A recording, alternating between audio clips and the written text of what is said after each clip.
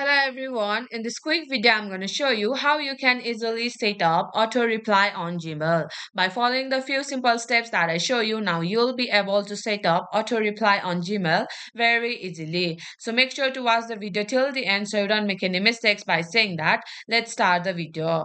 But first, let's open the Gmail on your laptop or your computer. And now tap on this gear icon or settings icon, which is located in the top right corner, and tap on see all settings and navigate to the advanced tab.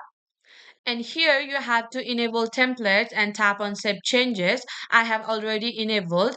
So after enabling, go to your home page and now create your auto reply message.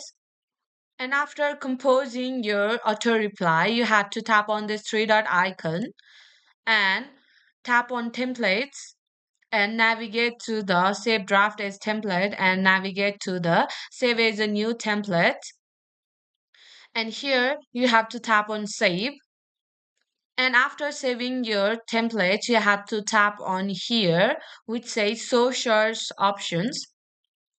And here you have to enter a specific words or the criteria for your auto reply.